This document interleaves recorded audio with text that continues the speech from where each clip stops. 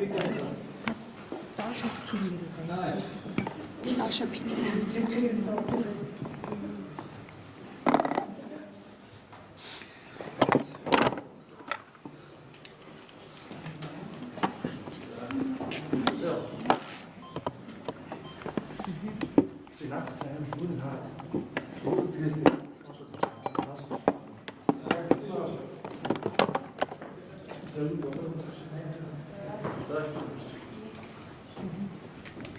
Эрцээ бүртгүүлсэн үү таны?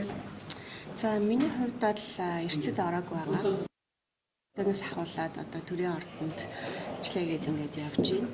За эрцэд орохгүй байгаа шалтгаан нь бол одоо яг үндсэн хуулийн бус аргаар энэ одоо засгийн газрыг огцруулах гэж ингэж үзэж байгаа учраас үүргийнхаа дагуу одоо маш олон гишүүд эрцэд орохгүй байгаа. Тэрний нэг адилаар.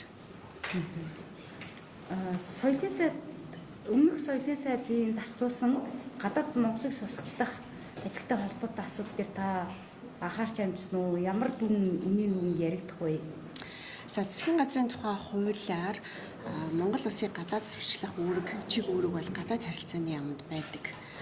Тэгэхээр энэ одоо хуулийнхаа дагуу гадаад харилцааны яам энэ ажлыг хийх ёстой. Тэгээд өнгөрсөн хугацаанд Монгол улсыг гадаад сурчлах үндэсний хороо гэж байсан юм билээ. Тэгээд энэ хороо бол одоо Занданшилтын засгийн газар маш олон хороодыг татан болгосон. Үүнтэй хамт татан болгогдоод тэгээд энэ одоо гадаад зар сурталчилгаатай холбоотой яг одоо ингээ хэрэгжиж байгаа дуусаагүй байгаа хугацаатай гэрээнүүдийг бүгдийг гадаад харилцааны яам руу шилжүүлсэн байгаа. Төсөвтэй нь хамт. Тийм тэгээд одоо үлдэгдэл төлбөрүүд байгаа юм билээ. Тэгээд энэ дээр одоо гадаад харилцааны яам засгийн газарт яг одоо гэрээний агуулга, үлдэгдэл төлбөр одоо туслах боломжтой эс гэх мэтлийн мэдээллийг бэлтгэж засгийн газарт танилцуулахад байгаа. Үлдэгдэл хэд орчим төгрөг?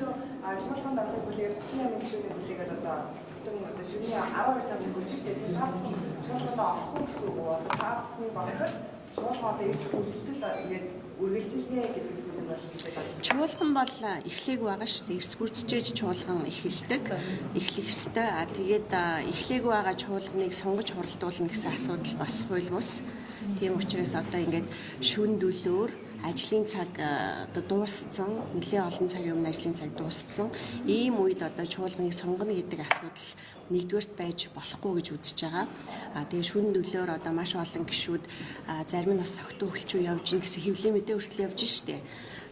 Мөн одоо зарим нь ядарсан ийм байдалтай яваад өгсөн ч гэдэг юм уу. Ийм үеэр одоо ийм шийдвэр хариуцлагатай шийдвэр гаргана гэдэг бол одоо байж боломгүй гэж би бодож байна.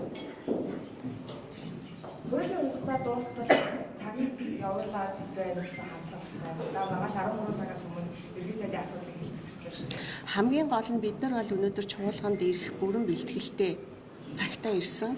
Гэвч санал хураалгах гад байгаа асуудал нь өөрөө үндсэн хуулийн бус гэж үзэж байгаа учраас бид нар одоо энд оролцохгүй байх үүрэгтэй. Дэгийн тухай хуулийн 7-гийн 5 гэж санаж байна.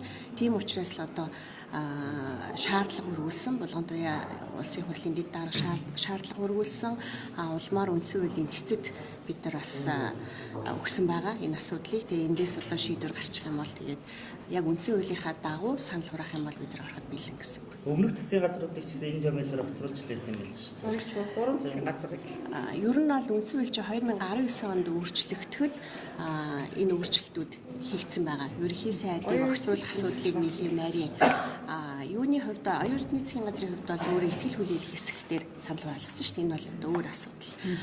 Хүсвэх ерхий сайд бол өөрөө хүсэлтэд өгчсэн. Тэгэхээр энэ одоо маш өөр юм асуудлууд. Тэгээ 19 оны үндсэн хуулийн өөрчлөлтөөр бид нар энийг маш нарийн зохицуултыг ийм асуудлыг гаргахгүй тулд хийж тодорхойлж өгсөн байгаа. Тэгэхээр яг л үндсэн хуулиа бид нар даах хэрэгтэй гэж үзэж байгаа.